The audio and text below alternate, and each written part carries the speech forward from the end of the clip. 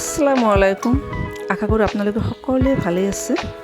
মই ৰুলি আহমেদ কুকিং ব্লগলৈ আপোনালোকক আদৰণি জনাইছোঁ। তো আজি আহিলোঁ মই আপোনালোকৰ এটা ৰেচিপি লৈ। তেতিয়া অলপ সৰু মাছ আনিছোঁ। এই মাছ মই কাটি লৈছোঁ। তো ভালকৈ ধুই লওঁ। তো বহুতে এই সৰু মাছ নাখায়, পচন্দ নকৰে। তো আহকচোন চাওঁ মই এই মাছ মই কেনেকৈ বনাওঁ। তো মই আগতে মাছ কাটি লৈছোঁ। কাটি মই চাফাকৈ ধুই লওঁ। তো এই মাছৰ ৰেচিপিটো মই নতুন এটা পদ্ধতিত বনাম। তো বহুতে এই মাছ তেলত ফ্ৰাই কৰি দালিৰ লগত খায়। তো বহুতে তৰকাৰী নবনায়। তো আজি এই মাছ মই বেঙেনাৰে তৰকাৰী বনাম।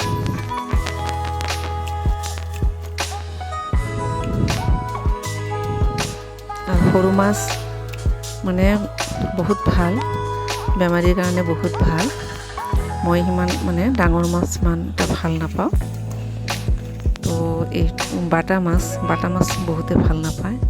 তো সেইকাৰণে ভাবিছোঁ বাটা মাছ মানে আমি ঘৰত মানে খোৱাৰ কাৰণে আনিছোঁ। তো ভাবিছোঁ আপোনালোকৰ লগত শ্বেয়াৰ কৰোঁ। তো বহুতে বাটা মাছ ভাল নাপায়।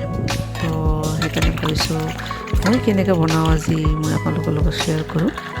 তো মাছ এনেকৈ মই কাটি লৈছোঁ আৰু চাফাকৈ ধুই লওঁ। ইয়াতে নিমখ, হালধীয়া আৰু শুকান জলকীয়া পাউডাৰ দি তেলত ফ্ৰাই কৰি লওঁ।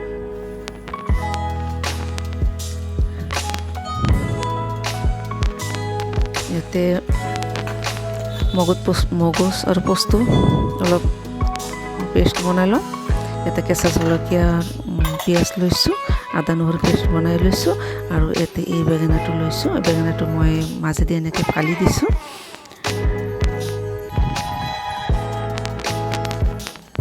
এনেকৈ ফালি হালধীয়া, নিমখ আৰু শুকান জলকীয়া পাউডাৰ দি এইটো ভালকৈ মানে সানি এইটো তেলত ফ্ৰাই কৰি লওঁ। মই লগে পানীত ৰাখিছোঁ যাতে ক'লা নপৰে ভিতৰত। তো এইটো মই পেলাই দিছোঁ, নেপেলালেও হয়, কিন্তু মই পেলাই দিছোঁ।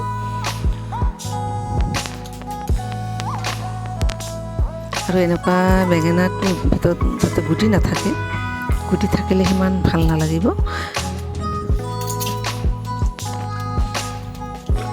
মই ভালকৈ ধুই লৈছোঁ।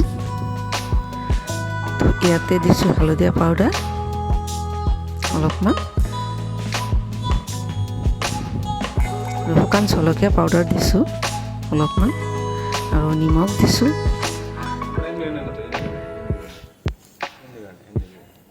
এতিয়া ভালকৈ সানি লওঁ।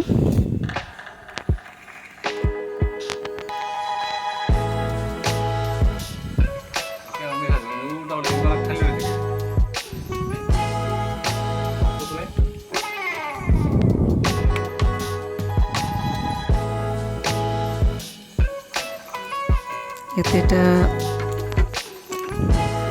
চচপেন এটা বহাইছোঁ। তেল দিছোঁ, তেল গৰম হৈছে। এতিয়া মাছ দি দিছোঁ আৰু মাছ মই ইমান মানে টাইটকৈ নাভাজোঁ। মানে অলপ মাছ ভজাটো মই অলপ ঢিলা ৰাখিম, ইমান টাইট নকৰোঁ।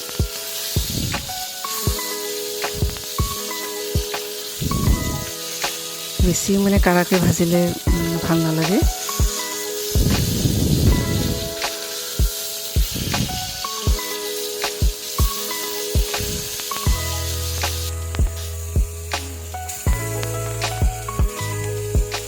মাছ ফ্ৰাই কৰা হ'ল।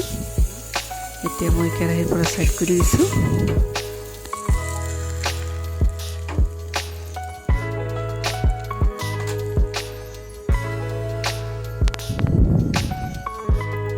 এতিয়া বেঙেনাটো ভাজি লওঁ তেলত।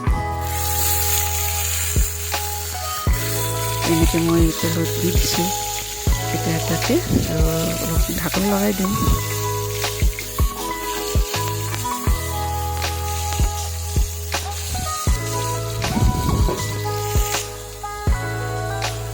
ইয়াতে কেৰাহী বহাইছোঁ, তেল দিছোঁ।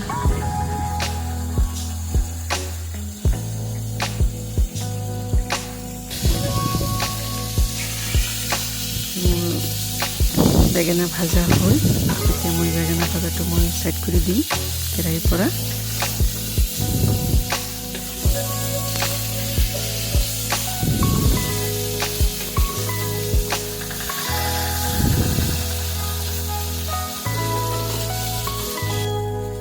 আৰু বেঙেনাটো এনেকৈ ভাজিছোঁ, বগা ভাতৰ লগত খাব পাৰিব, দালিৰ লগত। তো কেৰাহীত তেল দিছিলোঁ, তেল গৰম হৈছে, এতিয়া কেঁচা জলকীয়া পিঁয়াজ দি দিছোঁ।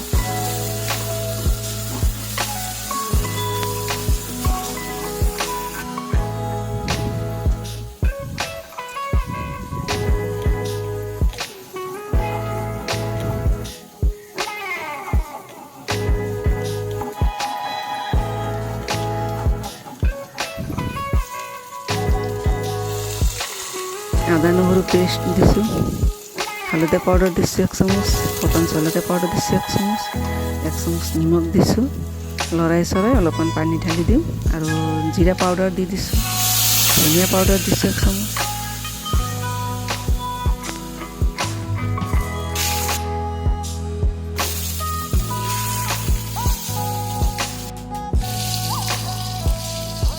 কাশ্মীৰী জলকীয়া পাউডাৰ দিছোঁ আধা চামুচ, যাতে কালাৰটো ধুনীয়া কালাৰ এটা আহে। আৰু মগজ পস্তুটো মই এইটো পেষ্ট বনাই লৈছোঁ, এতিয়া ঢালি দিলোঁ। লৰাই চৰাই অলপমান পানী ঢালি দিম।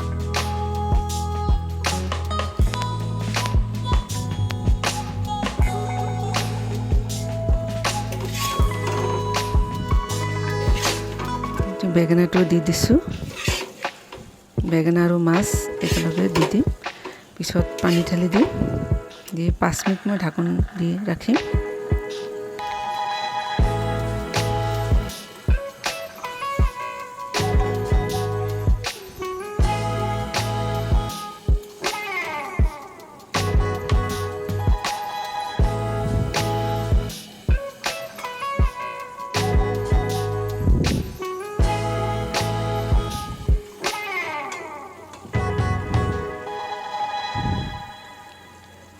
অলপমান পানী ঢালি দিলোঁ।